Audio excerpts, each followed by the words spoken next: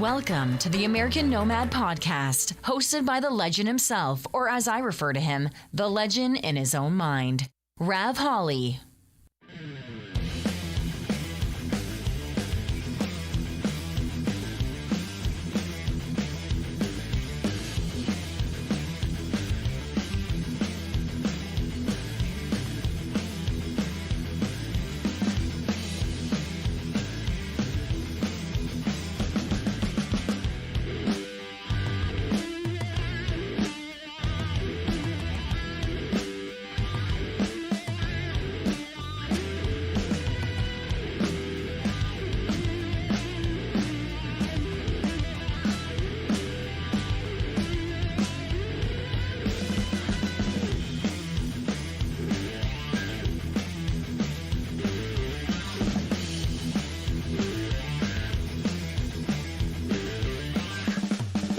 Well, Amy Preston, look at you. You are the early bird today. Let me turn this music down just a little bit loud. There we go. It's a little better, I believe. How's the sound, Amy? Can you hear me okay? Hopefully we got everything working properly today. I believe so anyway. Good to see you, Amy Preston. How's your week been so far? I noticed you commented on my Facebook and said you didn't watch the debate last night, so we'll have to get into that here in just a second. Anyway, let's get this show started. Let's head over to, we're on B camera, let's head over to A camera.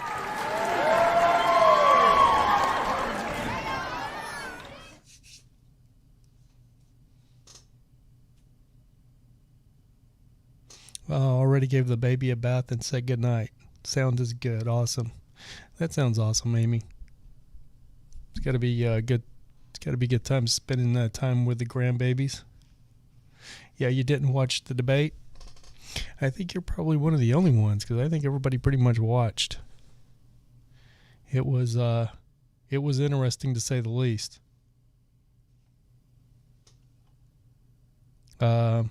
I was actually I'm not going to lie, I was actually very impressed by, what's going on? Hold on, we don't have any camera on A.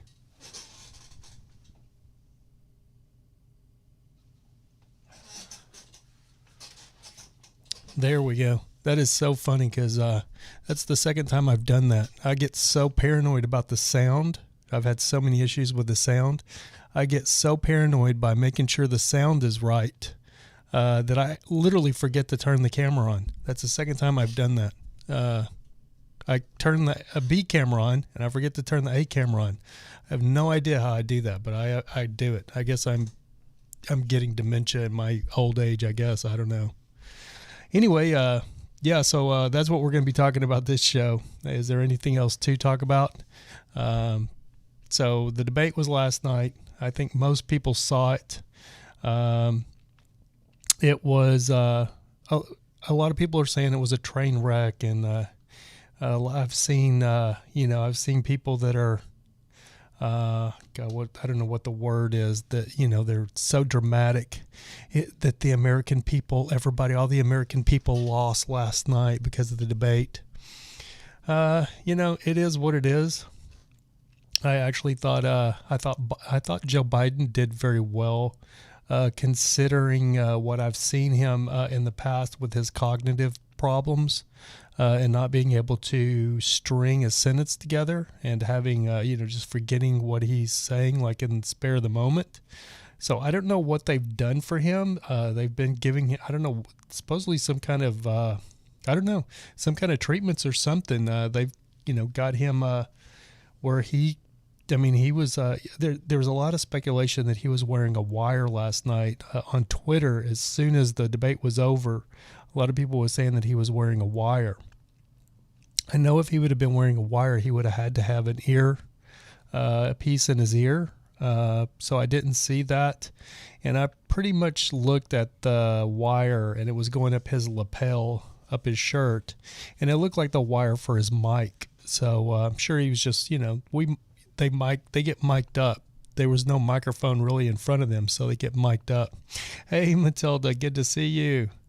So, yeah, I'm sure he was just mic'd up. I don't think that was actually a wire that they were feeding him what to say. I think it was just the mic for the wire for his lapel mic. Doing a quick speed check here on my internet. I just got a note it wasn't streaming properly again, which is so weird because I checked it earlier and it was running great. And it's just barely ginning along now. That is so weird. I don't know if that is it's so weird. That happened last week as well. Yeah, super slow. But it's running great. It was running great here just 30 minutes ago. And now we're buffering. No data. The stream will end shortly unless you restart it in your streaming software. Yeah, it's barely our internet. My internet says it's barely going. Let's see. I don't know what is going on with this thing. It's so weird. Because I get obsessed with doing internet speed checks. Just going on. Okay, now it seems to be running great again. I don't know what is going on with that.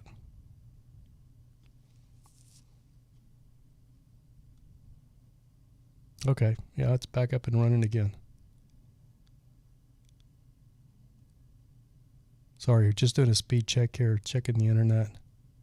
Yeah, it's fast again. Okay, so everything should be good. Hey, Random Nomad, what is going on, buddy? Good to see you. Good to see you guys. Having some internet issues. I don't know what's going on. My internet, from 1 minute it's working great, and the next minute it's not working so great. Anyway, so did everybody see now we're buffering again. Did everybody see the debate last night? It was, it is what it is. I actually enjoyed it, but I will say I thought Biden did very well from what I've seen, because he had been struggling. A couple of months ago, he was struggling just to put a small sentence together, and he I thought he held his own last night. I'm not voting for Joe Biden, but I just, I don't have any ill will toward him. I do think he did pretty well last night for, considering what he has been doing. I think a lot of people watched the debate, thinking that he was gonna run off the rails and forget what he was gonna say, but I didn't really see him do that too much.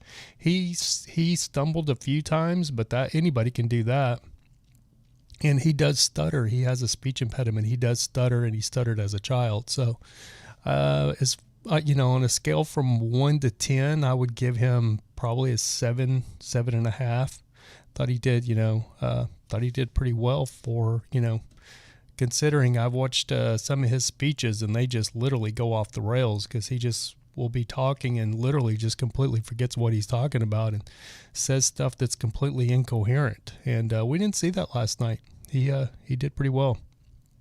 As far as Trump came out firing. Trump came out guns blazing, kind of like a lot of us probably knew he would. I'll be the first to say I wish sometimes he would. I do wish sometimes he would roll it back a little bit. But as much as he's attacked, you can't really blame the guy. He's just always on the defensive. I mean, he's attacked by the media continuously. He's continuously attacked by everybody. And as soon as the debate was over last night, I mean, I could have told you before the debate even started. As soon as the debate was over last night, they just start labeling Trump a white supremacist again because of the statement about the Proud Boys. And the whole deal is the Proud Boys, the loony left, the loony leftists. It's the, sorry, Random Nomad, the freaking buffering. I don't know what's going on. I was playing Call of Duty earlier, which takes a lot of internet, so I don't know. I know OBS updated, which is my streaming software, so I don't know if a setting in there got changed around or something. I don't know. Hopefully the internet's working good again. But anyway, I lost my train of thought there. Trump came out guns blazing. I knew he would. Sometimes I wish he would tone it back, or, back a little bit, but I mean, as much as he's attacked, he's always on the defensive now. And, you know, I was talking about the Proud Boys. The funny thing to me is they, you know, the loony leftists, they deem the Proud Boys a white supremacist group. And the funny thing is they don't even know who the Proud Boys are. None of these people that are calling them white supremacists have probably even taken the time to actually look into the origins of the Proud Boys. So I posted a video on my Facebook page with Joe Rogan talking to Kumia, who used to have Compound Radio, and he used to be Opie and Anthony. And so Kumia actually knows the origins of the Proud Boys, which was some Jewish kid that Gavin McGinnis, who actually is the founder of the Proud Boys, was making fun of this Jewish kid because he was kind of nerdy, and he was going to musicals in New York or something and wasn't, you know, ever going out on a date. And Gavin McGinnis said something about, you know, I should put like a group together for guys like you called the Proud Boys, so they can be proud of being a man, teach you how to be proud to be a man, or proud to be a boy, or whatever. And that's kind of how the Proud Boys started, but it was more or less a joke.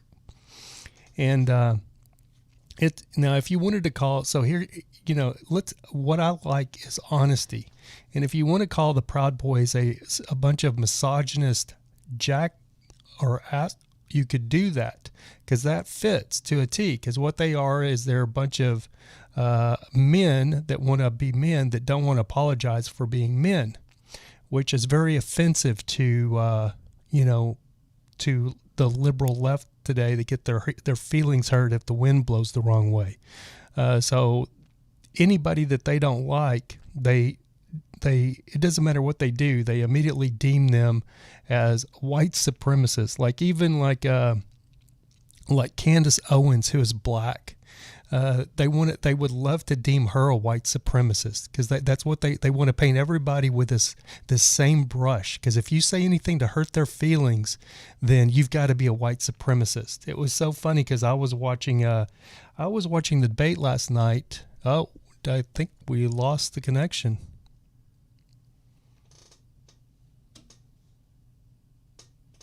Can you guys still hear me?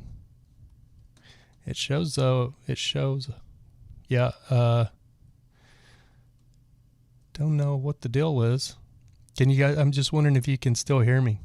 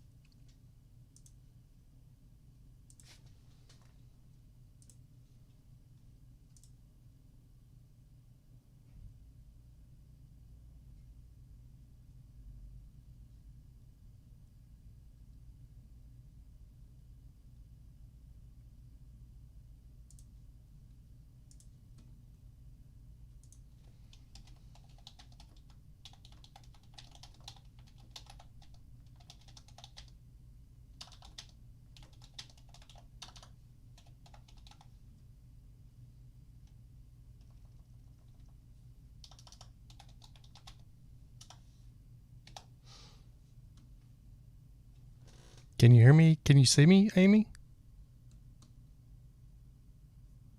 It shows it's still running on YouTube, but I don't know that it's running. Can you guys see me?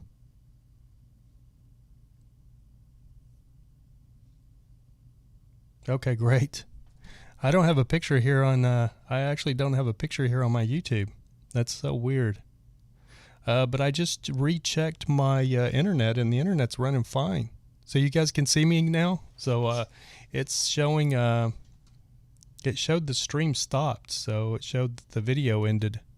Okay. Well, we're just going to keep going then. I got a picture over to the left, but on my YouTube screen, I don't see no picture. It's the stream. It's the start stream again. So I don't know if this may end up being two different streams. I don't know. It's weird. But my internet is running fine. I just checked my internet connection, and I've got 16 megabyte, 16. God, I can't think of the thing. Megabits per second. I've got 18 going up, which is a lot. Or no, 18 going download, which is plenty, and plenty going up. So I don't know what the deal is. I think YouTube hates me, so maybe. Oh, there we go. No, it's showing, for me, it's showing like a rerun of the show. So weird. Anyway, if you guys can hear me, we're just going to try to keep on going. So you guys can hear me? I don't know, man. I'm getting really frustrated with these live shows. I've got supposed to have great internet, have everything going. And it's the technical difficulties is getting yeah, I bet you it's two different streams. I bet you it started again.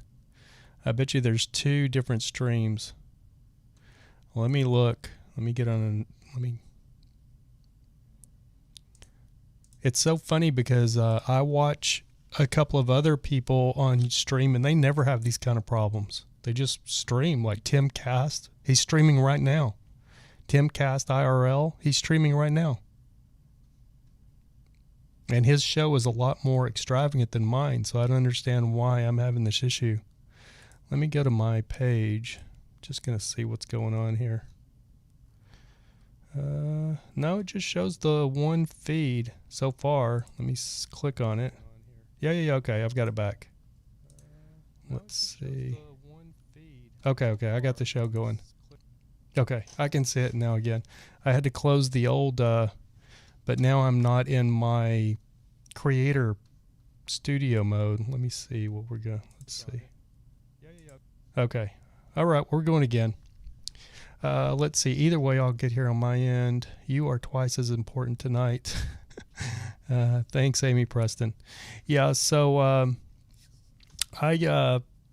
sometimes I do wish Trump would dial it back a little bit, but I understand, when you're continuously getting attacked. I wonder see my shirt? I'm having an issue now with, I don't know if that's my lighting, this RGB lighting that's causing this, because my yellow shirt the other day was like a green. So I'm getting this weird thing on my shirt there. Okay, Random Nomad, no problem. But anyway, I wish Trump would dial it back a little bit sometimes, but I think the problem is he's so used to being attacked now that he just comes out guns blazing. He's always on the defensive. And, when you're always getting attacked, that makes a lot of sense. You just kind of put you on the defensive all the time. So I understand it. I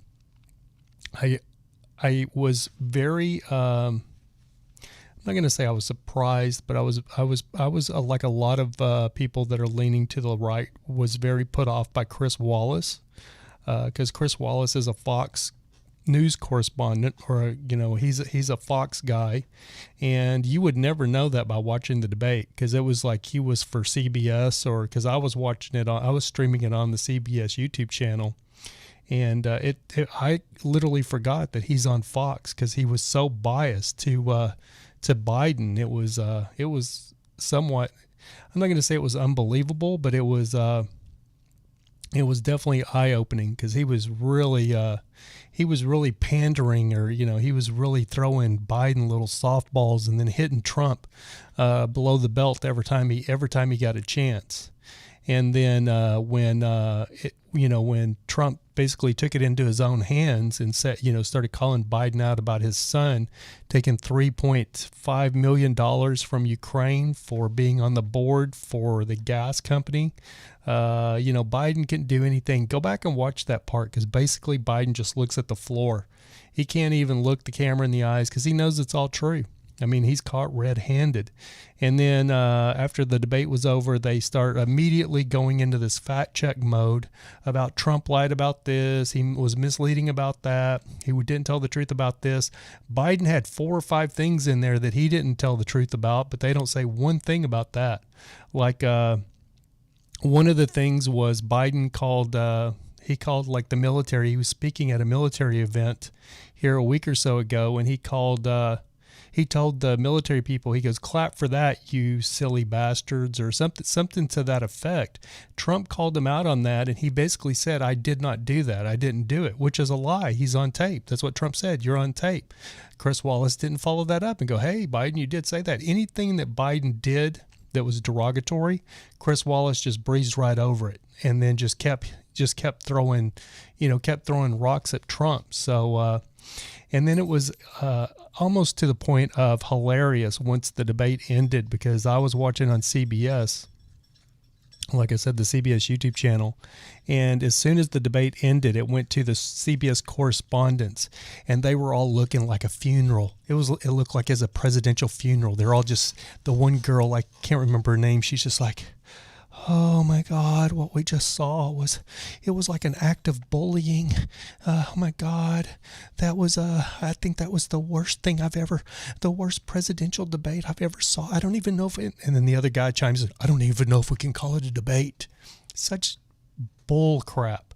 The one thing I love about Trump is he doesn't pull any punches. He tells it like it is. He doesn't talk like a politician. That's one reason a lot of Americans love Trump, because he is straightforward with what he says. He's not up there talking all political and all politically correct, and he's not up there with his this fake presidential politician voice that every politician, even Tulsi Gabbard, who I like Tulsi, she's a Democrat. I like Tulsi Gabbard. She was in the military, served in the military. It's like they all go to this politician bullshit school. Excuse my French. I usually don't cuss, but I get demonetized anyway, so I should just cuss all I want to probably. But it's like every politician goes to this. What was the school that used to send girls to? Preparatory school or whatever it was, so they could teach them, put books on their head and teach them how to walk properly and teach them how to be ladylike and stuff. It's like all politicians go to this same school to have this fake puppet bullshit voice where they all talk like Bill Clinton. "I'm the president of the United States. I'd like to let everybody know that we got to be presidential and everybody's got to be politically correct." Hillary Clinton, same way. Even Obama.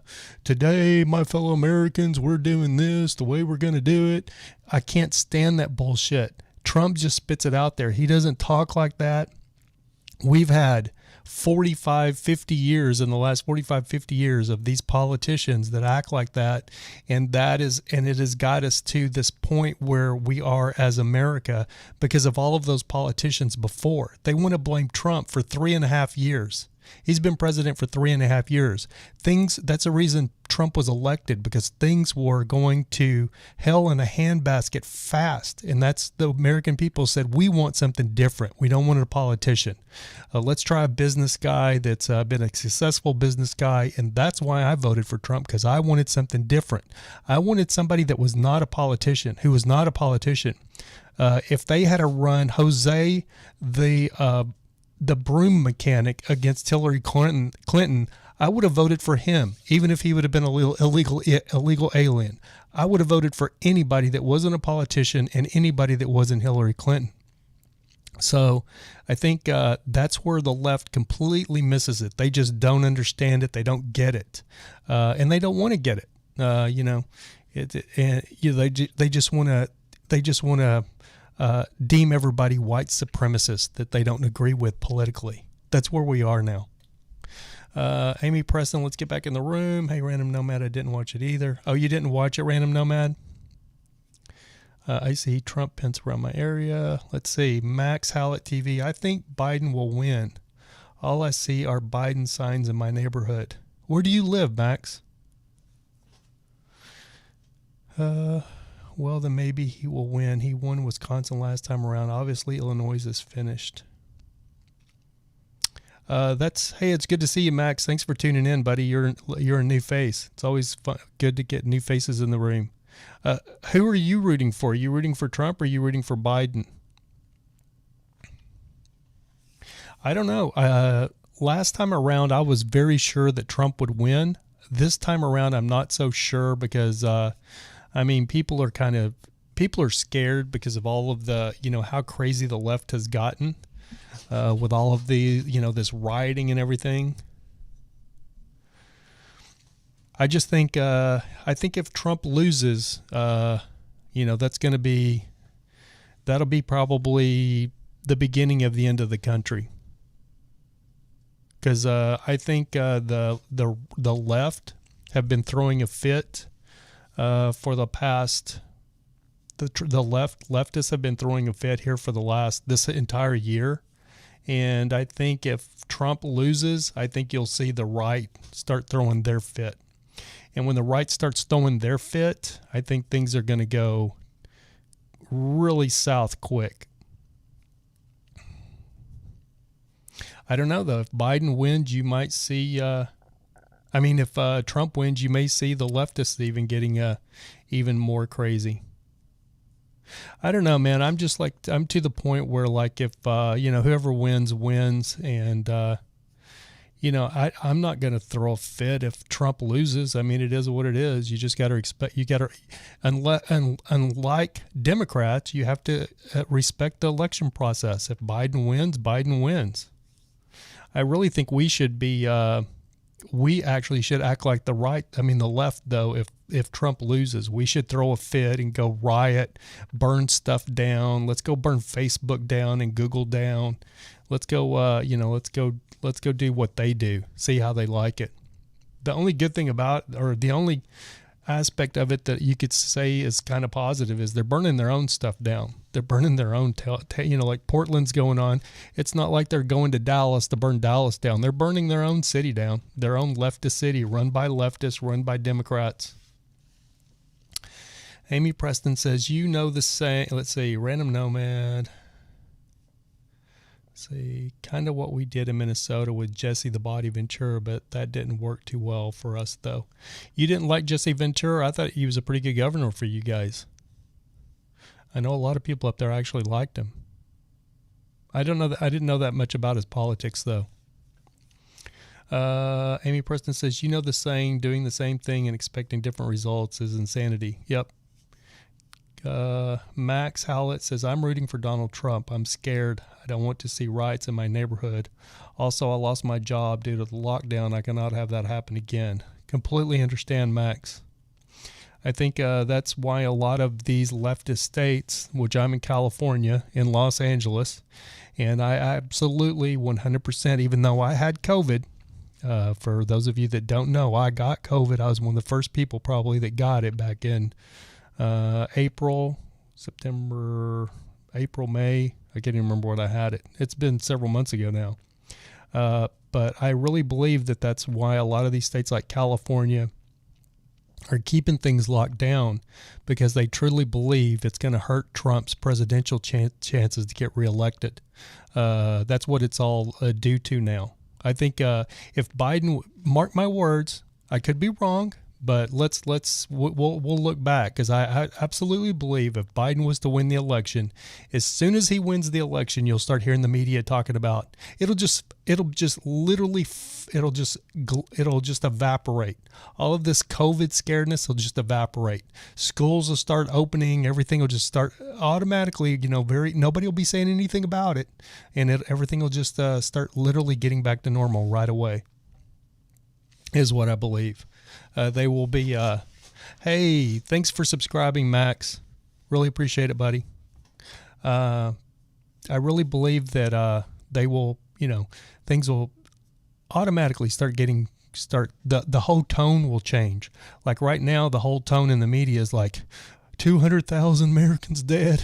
Everybody's dying. When there's a 99.6 survival rate for COVID. Like I said, I had it, survived it. Almost everybody that I knew that got it survived it. I actually knew of two people that passed away, Both of them were older gentlemen in their 60s. Both of them had underlying health conditions. One of them was just a friend of mine on Facebook. It was his dad, and the other one was a first additional director that I knew of in the business here in Hollywood. But that's the only two people in all of this time I know of personally that died of COVID. And when I talk to other people, when I come in contact with them, I'm like, do you know anybody that passed away? And they're like, no. I know people that's gotten it. I know a lot of people that's got it. I don't know anybody else that's passed away. I was at a birthday party like a week ago, and there was a whole bunch of people there at this birthday party. Nobody was social distancing. Nobody had masks on, and nobody in that entire party knew anybody that had died of COVID. And I was the only one at the party that had actually gotten it. So, it is what it is. We're living in some weird times, but it's, a lot of the weirdness is the people on the right. I call them the loony left. And I used to be a loony leftist. I mean, not loony, but I used to lean left. And, my old saying, some of you probably heard it, is, people ask me, didn't you used to be a liberal, or didn't you used to, and I'm going, yeah, I used to lean left. I've always been a centrist. I'm more of a libertarian, but I've always been a centrist. And I used to lean left, but the left went so far left that they left me right, which is almost unbelievable to me. If I look back during the 90s when the Gulf Wars were going on, I was living in Texas, and I could not stand Bush and Cheney. I railed against them like Democrats are railing against, like Democrats are railing against Trump today. I railed against Bush, but then, Bush lied to get us into a freaking war. Thousands of people died. Thousands of Iraqis died. The Middle East is still an absolute disaster for us being over there meddling around in their business. We had no business over there. Let's get back in the room here. Max Hallett says, I agree. I live in Illinois. Our governor won't even let us go to church. I feel like God is sending a message. We need President Trump. Yeah, a lot of people feel that way, Max. You're not by yourself. The one thing I did really love about Trump's speech last night is where he was calling Biden out, and he's saying Biden wants to keep the country closed. Everybody's ready to go back to work. Now, I will say I do know of some people. There was just a funeral from a guy that I worked with on a movie called Caviar that I'm not exactly sure, because I don't like to ask when somebody passes away, but this is a very young guy in his 30s. And I'm not sure if it was a suicide. I've heard like it was a drug overdose, but I've heard a lot of those stories. People that are taking their own lives, people that are ODing. There's just a lot of people that are unhappy. Which is what happens to humans when you're not productive, because people are meant to work. People think that you can just sit around and do nothing and you're going to be fine. That's one reason I've got this podcast going, is because I need to keep my mind busy. I need to keep doing things, because if I don't, I get like that. I don't know if it's depression, but it's just like lethargic. Like I just want to, I'll just lay around and watch TV, or just lay around on my phone and just be unproductive. But with this podcast, it helps me keep focused. And even though I'm not really making any money doing this, it gives me purpose to where I feel like, even though I don't have a job, it feels like I'm working and I have a job. Does that make sense to you guys? And I think as human beings, we're genetically programmed that way. I don't think we are meant to just sit around. Everybody dreams about the day that, I remember when I worked in Dallas, and I was in the corporate world. I was an executive sales rep, and, I had to be up every morning. And if anybody's familiar with Dallas, my house was in Mesquite and my office was in Carrollton. So I literally had to drive from one side of Dallas, southeast Dallas, all the way to northwest Dallas every morning. And it was probably 20 miles across there. And sometimes it'd take me a couple hours to get to work. I'd leave 7 o'clock, get at the office, 7:30 or, I'd leave 7 o'clock and get in the office like 9:30 a.m. Sometimes I'd be late depending on the traffic, because I literally had to go right through the middle of downtown Dallas. And, I used to just dream, God, man, the day that I'll never have to work again. Maybe I'll make enough money one of these days where I'll never have to work again. I don't want, the people that I know that are working to retire, which is what, that's the way our system is set up, which I don't completely agree with, that you work yourself to death your whole life so you can retire, when you're 65 or whatever. But what happens with a lot of people when they retire, their life ends shortly after. And then if you look at people like my dad is 81 years old. I believe he's 81 years old. He still gets up and goes every day, just like he did when he was in his 40s or 50s. Now he's slower. He'll come in at noon and sit down and go to watch TV and fall asleep, and he might sleep for a couple of hours, but he's out riding horses and, roping cattle and going and counting cattle and doing everything that he does as a rancher that he's always done. And I think that is one of the secrets to longevity. And because he's physical, he's doing physical work. Like even this here for me is not really physical. I'm sitting down, so it's not a healthy work. But I think anything to keep your mind going is what you need. And I know there's a lot of people now that they're just in limbo. They're just lollygagging. They're just going to the park. Let's take the kids to the park. They just don't know what to do themselves. They're a lot a bit lost, is where we are right now.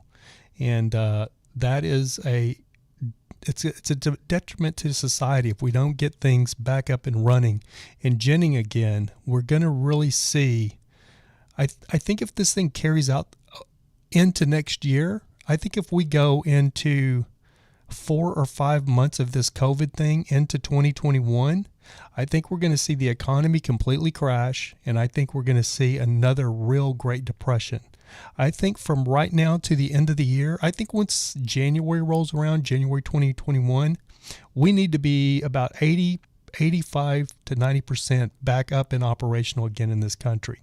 And if we keep everything shut down into January, February, March, April, if we start getting into that April, I think we're going to start seeing a lot of businesses.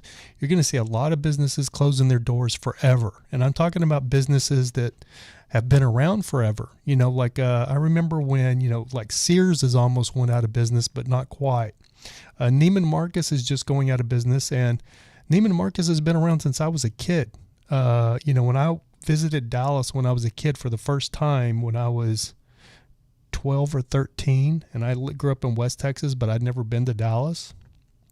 When I went to Dallas the first time, my cousin's wife, one of their things that they did was to take you to the big department store in Neiman Marcus downtown Dallas, because it's this like 4 or 5 story beautiful department store, like old time department store like you have in like Chicago and these East Coast cities. Let's get back and see what you guys are having to say in the room.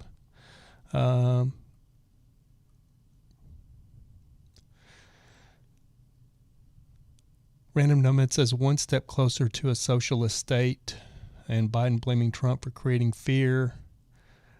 Plus they're lying, accelerating the numbers. Random Nomad, some people have been fired for not putting the numbers that they want to report their cases and news articles on. Max Hallett said, am I saying your name right, Max? Is it Max Hallett or Hallett? I'm thinking it's Hallett, even though there's 2 A's. I actually lean Democratic too. I liked Gabbard and Yang. I did like Trump in 2016, though. Thought they could get some good candidates out this year, but they failed me. You know what's so funny? You say that, Max. You and I are we're right on the same lane, buddy. It's so funny you say that, because I liked Tulsi Gabbard and I liked Yang. I really did like Yang because I watched him. I didn't know too much about him. And then I watched him on the Joe Rogan podcast, and he's very analytical in the way he thinks. And I like that. And I think we need a president that's like that. And he understands economics, and this whole, he was the one that was proposing the $1,000 a month, what did they call it? Freedom dividend or something like that. I can't remember what his name for it was, but it was where every American would receive $1,000 a month. Now that doesn't get any more socialist than socialism. I mean, that's even more radical than what Bernie Sanders was pushing. The freedom dividend is what he was calling it. But once I heard his rationale and why he was saying these things, because of all of the technology that's coming along, that's going to all the AI that's being invented, and all of these things that are going to be putting people out of business. I mean, even at McDonald's, you walk in now and they have 4 or 5 of these little computer screens that you can order off of and then just pick your order up, so you don't have to talk to somebody to get your order. I was very reluctant to use those things because I was just, it's habit just to talk to somebody and order your food. Now I'm right the opposite. When I go in, I would rather just order my stuff right there on the thing on the screen and then just pick it up and go without having to interact with anybody. So it's funny, and with all the automation, that's what Andrew Yang said, with all the automation, we're going to see lots of people, lots of jobs going away. And so that's why he came up with this idea of having this $1,000 a month freedom dividend. And my thoughts behind it were, I don't know how we would pay for that. That's the main thing. I don't know how we're paying for this whole COVID thing with everybody staying home and not working. But everybody getting $1,000 a month, the one thing that it would do is I think it would help our homeless problem a lot. Because I think a lot of these unhoused people that are homeless, I think $1,000 a month could more than likely get them in some place. Like here in LA, what people don't know is here in LA, there's plenty of properties. There's plenty of stuff open. Or plenty of open properties. There's lots of vacant properties. There's more vacant properties than there are homeless. Well, not I don't know about that. There's like 60,000 homeless people in LA County, but they say that there's plenty of apartments and stuff that are empty. The problem is people just can't afford them. That's the deal. And I think people getting $1,000 a month, it would really go a long way to helping our homeless problem here in California. Let's see. Amy Preston says, "Oh yeah, I am retired, but was on my feet literally for 13 hours yesterday." Yeah, that's the main thing. You just got to keep busy, Amy Preston, even after you retire. And you got the grandkids and helping out with your son, and that keeps you busy and keeps you on your toes. Like you said, you were on your feet 13 hours. That's a full-time job there. That sounds like me in the movie industry working. We work 13, 14, 15 hours every day. Random Nomad says, well, the joke, they say it will all end if Biden wins, but if Trump wins, it will go on. Yeah, I agree with that. Random Nomad, you were the man. I really appreciate it, Random Nomad. For those that don't know, Random Nomad told me to check PayPal, so he's always donating to the show, and I can't thank you enough for that, buddy.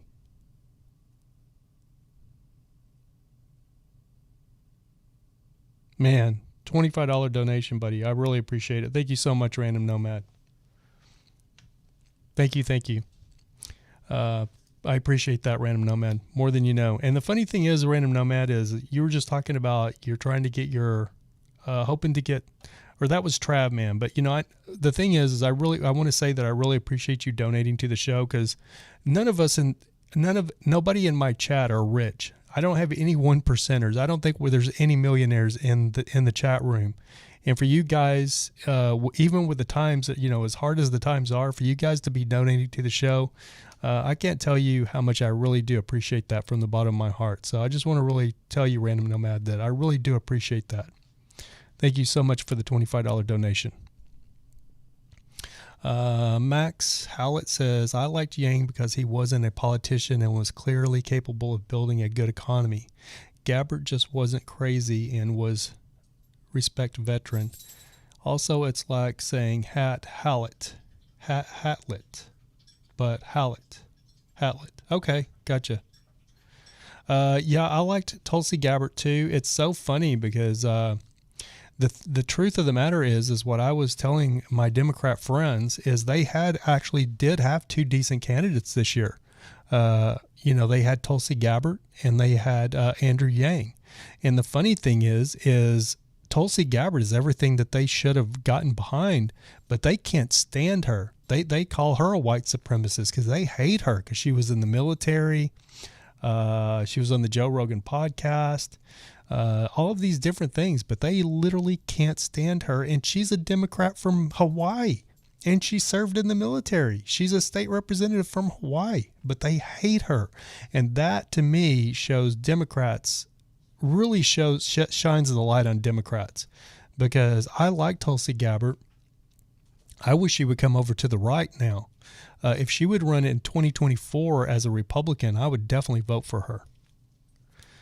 Yeah, she was from Hawaii. But the Democrats, she's the one that, if you remember during the debate, she's the one that tanked Kamala Harris. She called her out about her, putting all these black people in jail. It was funny because I was watching some rapper, or I believe it was some rapper, and they were asking about Kamala Harris, what he thought of her running as Joe Biden's vice president. And he basically gets up and goes, "What?" He goes, "She's the police. Everybody's talking about defund the police. Why would they be getting the police to be the vice president? She's the police." Because she was a district attorney, put tons of people in jail.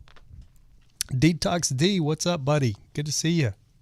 Yes, Random Nomad. She's from Hawaii, and I really like Tulsi. And I liked Andrew Yang, and I agree with everything you said, Max. That's why I liked Andrew Yang. And I know a lot of the younger Asian crowd here in LA, where they call them the Yang Gang, and they were all heavily behind Andrew Yang. And I think, he's kind of a hard sell for America because people are here, aren't as accepting of diversity as like people here in Los Angeles. So it would be a hard sell, Andrew Yang, to white America, which, sounds racist, but I'm just calling it like it really is. But I would have voted for the guy. But my whole thing is you still have these crazy leftists, these leftist kids, these millennials.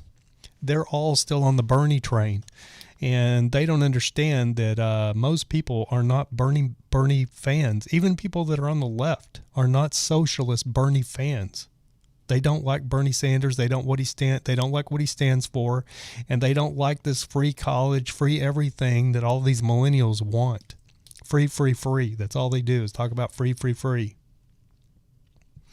And that's all Bernie does is pander to them by telling them, you want free cars? We'll get you free cars. What else? Do you want free ice cream? We'll get you free ice cream. What do you need? We'll get you whatever you need. It's all going to be free. Everything's free.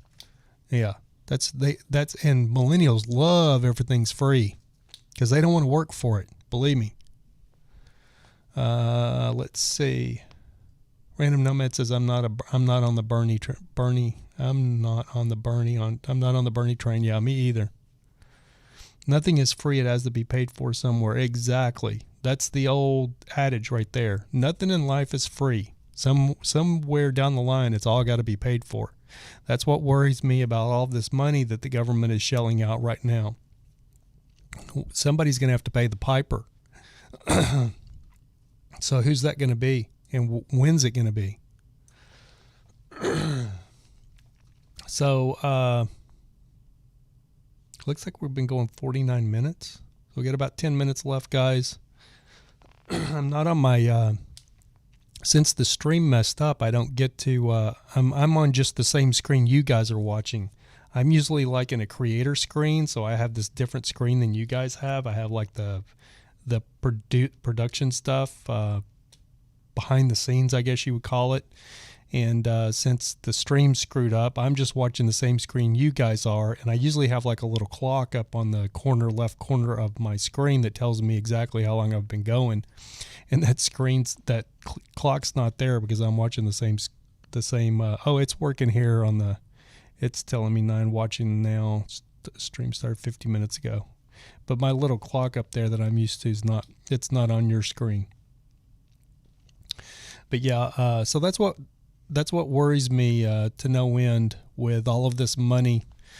Well, even the unemployment benefits, all of this money that the government's coming up with and just shelling out, like, where's this money coming from? I just worry about hyperinflation. I worry about the country falling into a major recession once this really starts catching up. It could be a couple of years before it actually really hits. And it could really cause the prices of everything to soar. But hopefully that's not the case. I worried about that on 9/11. I worried about it when the technology bubble burst, and then I worried about it in 2008 when the housing market crashed. And even though those were major catastrophes, the Fed was able to manage the price of everything, so we never really went into hyperinflation, even though thousands of people in 2008 in this country lost their homes and their mortgages because their mortgages quadrupled. Prices pretty much stayed pretty level. We never saw any real hyperinflation. That's always been my biggest fear is hyperinflation. I mean, if you go to the store and a gallon of milk's $19.99, how many people are going to be able to afford a gallon of milk?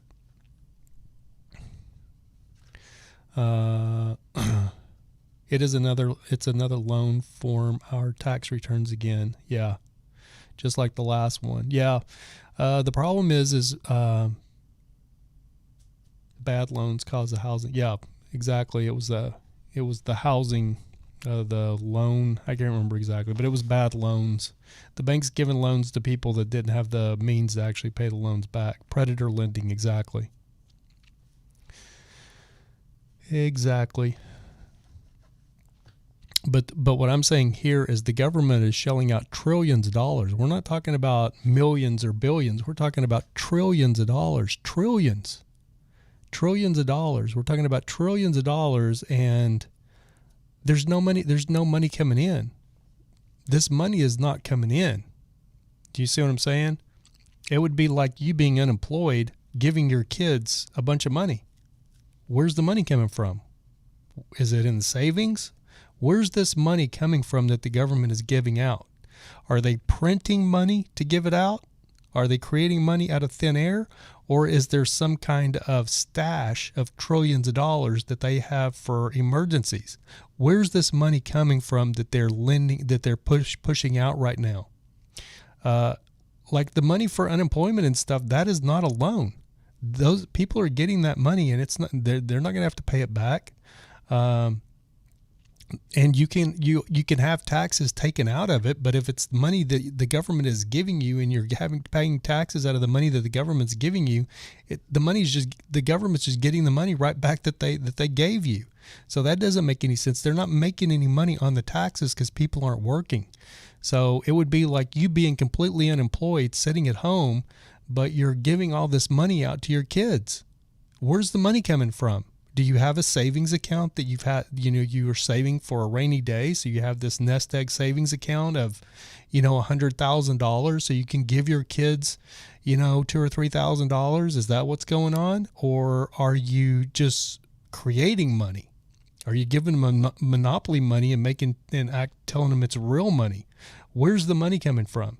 If it's a savings that the government has, we're okay. If the government's printing money, we're in big trouble down the road. Social Security, can file a tax return on unemployment. Yeah, you can file, but what I'm saying is, Amy, they're giving you money, and you're filing taxes on the money that they give you. So the government's just getting the money back that they gave you. It's not real tax collection.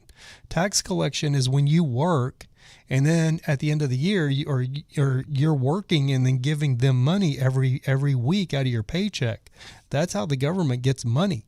We finance the government. The government doesn't finance us. And right now, the government is financing the people. Well, how are they financing the people when the people finance the government? That's what I'm asking. Random Nomad says, yeah, I get what you're saying. Amy Preston says, if all falls apart, I'm glad I know how to live off the land. I was raised poor, and I'm old enough to have been raised by two women who survived the Depression and World War II. Yep. I'm the same. I know how to live off the land. Gypsy Van Travel says, your voice isn't back yet, Rav. The money is just printed and devalued worth and lowers our credit rating. Exactly, Gypsy Van Travels. That's exactly what I'm saying. It's just going to, it could literally cause the dollar to crash. And if the dollar crashes, we're back in a Great Depression because it devalues the money. When they print money that is not there, when there's nothing to back the money and they're just printing money at the Fed. The funny thing is all of these millennials that have never really had to work a day in their lives, they bitch and complain because they all have cushy jobs. Like I know one millennial that he works like at a grocery store doing their alcohol display stuff. That's such an easy job. But he's a major socialist, always wanting all this free stuff. Wanting free health care, wanting free this, wanting free that. And he's so mistreated because he's got a job where he has to build beer displays and stuff in a grocery store. It's air conditioned. I mean, kid's got it great. I mean, he's probably 32, 33 years old, I guess. But he's got it made. Dude, when I was a kid, I was digging ditches with a spade, which is a shovel. It's a little skinny shovel. I was digging ditches with a spade for sewer lines to make enough money because I had a baby at one point, in my life. I was working as an apprentice for a plumber. And when you're an apprentice for a plumber, the plumber gives you the crappiest jobs that they have, which was, anytime they had to put a new sewer line in, instead of him hiring like a ditch digger, he would just send me out there with a shovel and tell me to dig a, 25 or 30 foot ditch, a inch and a half, or a foot and a half to 2 feet deep. That's work. At the end of the day, my hands would have, blisters or calluses on them. And my back would be, shot for the day. That's a lot of work with a spade. Yeah. It'd take me 2 or 3 days to dig that ditch. And that's digging all day long. If you've never dug all day long, you have no idea. You have absolutely no idea. And then when I was a teenager, I was roofing or tearing off houses. If you don't know what that is, it's if you're roofing houses, you have to tear the shingles off to re-roof the house. So I was a teenager. I was actually too young to be working now. But back when I was a kid, you could work. These people would pay you under the table. So I was 15, 16 years old tearing off houses. And basically that's taking like this big crowbar thing, and you're just scraping shingles off and ripping shingles off of a house in the middle of the summertime in Texas when it's 100 degrees. And I just have a pair of blue jeans on and tennis shoes just out there, and no shirt, just tearing shingles off of a house. And then I graduated to being able to set shingles. So set shingles meant you got I can't remember what they called it, a bundle of shingles. You'd get a bundle of shingles off of the truck that weighed about 100 pounds, and you would climb up the ladder to the top of the roof, and you wouldn't climb out on the roof, but you would just have the bundle of shingles on your shoulder, and you just lay them on top of the roof, and then one of the roofers would come over, pick the bundle up, and carry it up where they needed it. But I would go down to the truck, and that's all I did. Go down to the truck, get shingles, carry them up the ladder, set them.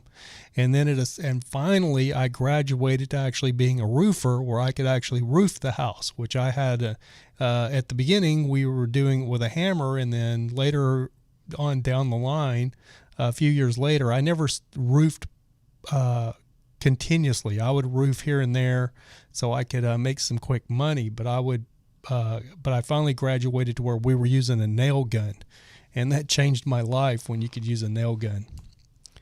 Max says, I'm Gen Z. I've worked for as long as I remember. I was never handed anything. Oh, you're a Gen Z, Max? Yeah, well, okay. So you're younger than the millennials. Random Nomad says, I'm sadly a millennial. It's not all millennials, but it's a lot of urban millennials that we have that they're just spoiled. They have a spoiled attitude. But I've worked for everything I own. Yep. I think it depends on the way you're raised. And I think a lot of these urbanite millennials, they just don't understand what it's like to have to really, really work and to be really, really poor. Like this millennial I'm talking about that does the beer setups in the stores. He just doesn't understand like the country. Amy Preston, you could probably get with me on this because we're in the same age group. But back in the 70s and the 80s, people don't understand that, millennials and Gen Zers, you do not understand. The country back in those days, everybody was poor. You had people that were rich and you had people that were poor. And 70% of everybody that we knew were pretty much poor. I mean, to get a color TV, that was a big deal. Like when I got clothes, it was a once a year thing. And then at a certain point, you get hand-me-downs. Like my cousins who were in high school or junior high school, they would give me their hand-me-down clothes. So my parents didn't have to, because my parents couldn't afford clothes. So you wore old clothes that your cousins grew out of. Nowadays it's nothing for, a mom or a dad to throw the kids in the car and go to Ross and buy them 2 or 3 new pair of jeans and 2 or 3 new shirts and new tennis shoes. They've all got new tennis shoes on. Back in the day, all of my boots and my tennis shoes, I would wear holes in them before I get a new pair. People don't understand that you Gen Z and you millennials don't understand how that was. Matilda says, yeah, boomers. Hey, I'm Gen X, Matilda. Don't be calling me a boomer. But no, yeah, that's pretty funny. Max says, my parents are communist Poland. Ooh, yeah, so they really know. They always work, even on the weekends. I've always been told to work hard in school to get a decent Christmas present. Yep. Yeah, that's a different, Poland, back in those communist days, they even in Russia today, that's a hard living. So those people really understand what it's like to live hard. They understand the value of the dollar. They warn me about socialism all the time. Yep. You got it. Amy Preston, yeah, Matilda, I'm 57. Amy, you're a 57 model. That's funny. 57 Chevy, that was one of the best years for Chevy. That was one of the best years for Chevy. 57 Chevy Bel Air. Me and Amy Preston are boomers. Oh, you're a boomer, Matilda? I'm a Gen X. The funny thing is I used to take pride in being Gen X. I mean, if you think about The Breakfast Club and all of these movies from the 80s, I mean, that's all Gen X stuff. And I really thought that, that Gen X was the generation. But I really had to stop and, put some thought to that. And now I blame Gen X for everything that's wrong. Because it was my generation that created the participation trophy. It was my generation that spoiled our kids, that had this philosophy. I think what happened with Gen X was, we were the last generation to, more or less the last generation to grow up with strict disciplinary, what's the word I'm looking for? Like we would get spankings, we would get paddlings in school, those kinds of things. My dad, his favorite saying was anytime we went to a store, like when we were kids, we'd pull into a store or something and I would ask my dad, like, hey, Dad, can I get a toy? And he's like, nope. And I'm like, okay. And I would say, and I don't remember how it would always happen, but I would be like, well, I want a Coke, or I want a toy, or I want a candy bar. And my dad's favorite saying was, does it hurt you to want? I'm like, what does that even mean? But he would tell me, does that hurt you to want? That was his favorite saying. I'd say, can I get a toy? And he goes, why? Well, because I want one. And he'd be like, well, does it hurt you to want? So I had this I kind of grew up with this chip on my shoulder, which I think a lot of Gen Xers did, that like, man, when I get grown and I have kids, I'm never going to make my kids want for anything. If they want toys, they're going to get toys. Like with my kids, man, it was like Nintendos, Sega Genesis, PlayStations, whatever the new console was. You know, my oldest son was, I think, 10 years old, and I bought him like a dirt bike that was even too big for him at the time. He wasn't even big enough to ride it, but I just thought it was like the coolest Christmas gift. And I rolled it in the house and actually put it next to the tree. And it was a full-on dirt bike, like a Yamaha YZ125, like a real dirt bike. And he rode it. He learned to ride it, but he couldn't even hardly touch the ground on it when he first got it. You know what I mean? And it was like $700 or $800 back in the day. So, you know, I was just always trying to give my kids, because I never got any. I felt like I never got anything. So we basically spoiled our kids. We wanted our kids to have everything that we didn't have. Anyway, guys, we got off to a rough start today on the show with the technical difficulties, so I appreciate you guys hanging with me. Max Howlett, I'm probably still saying your name wrong, Max. Thanks so much for joining me, buddy, for the podcast. Thank you so much for tuning in. I really appreciate it. Thanks so much for subscribing to the channel.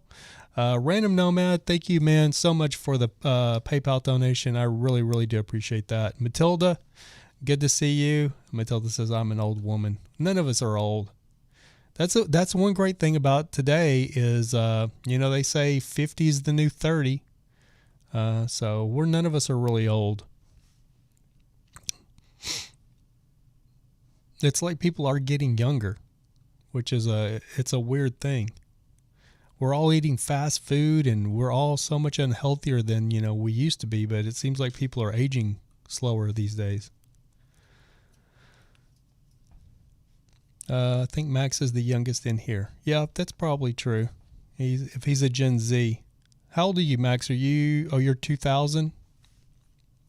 Yeah, you're just a baby, Max. Exactly, Random Nomad. It's not an American Nomad show without any issues. Yeah, man, it drives me crazy. You're 19, Max? Oh, you're just a baby. Man, I know I remember when I was 19 or 20 when people would say this, like they would say, man, it would be what I wouldn't give to be 19 again. Man, enjoy those years, Max. You're in the best years of your life, buddy. My 19 was a tough year for me. I tell people that my favorite years of my lifetime was around probably 28 to 32, 34, 27, because I had a hard time. Because when I don't know about you, Max, but when I was young, we were super poor. I was married by the time I was 17, and by the time I was 22, I had like a 3 or 4 year old that I was raising. So those were tough years. But by the time I got to be like 27, I was making a little bit more money. I was a little bit more secure. Hey, Joe Eldorado, what's going on, buddy? Good to see you. You're 32, Joe? I would have never guessed that, man. You were like 24 when I met you and your sister. God, how old is your sister Rose now? She's pushing 40. If you're 32. Oh, man, time flies. How's things going in Austin, Joe Eldorado? I was looking at places over there, and they're literally no cheaper than L.A., hardly. They're literally like pretty close to on par with L.A., the rent. I saw some lofts over there that are $2,200, $2,400, which is like the same price as L.A. for the lofts that I would look at to live in. Joe Eldorado, early and mid-20s, I went hard and had fun. Yeah, that's the time to do it. Max says, I am very fortunate to be brought into a middle-class home. Oh, good for you, Max. Glad to hear that. So I guess you have a YouTube channel, Max. It looks like you have an icon and everything, Max Howlett TV. So I'll have to check out your YouTube channel, buddy, if you have a YouTube channel. Detox D. Good to see you guys. We've already run over an hour here. I don't have my counter on here, so I'm just kind of guessing. But I know we're already over an hour. So we're going to wrap this thing up. Yeah, Matilda, the middle class is disappearing now. Joe Eldorado says, another day, another dollar. Yeah, it's the new LA. Yep, I completely agree, Joe. Austin is the new LA. It's like a satellite city of California. It really is. So many Californians are moving over there. All right, guys, that's going to do it for this edition of American Nomad. I guess everybody is probably looking forward to the next debate. I know I am. Anyway, guys, good night, everybody. Hopefully we'll get all, sooner or later, if I keep doing 3 shows a week, sooner or later I'm going to get all these technical difficulties worked out. I just don't know why the internet was acting up when we first started the show today. So weird. Anyway, guys, thank you so much for joining me on this episode of American Nomad. We will see some of you guys, hopefully we'll see most of you guys back here Friday, 7 p.m. Pacific Standard Time. And until then, Joe, that'll be a couple hours. What is that? 9 o'clock Central Time for you and 10 on the West Coast. Oh, Random says I could honestly care less about the debates. Yeah, I understand. Completely understand that.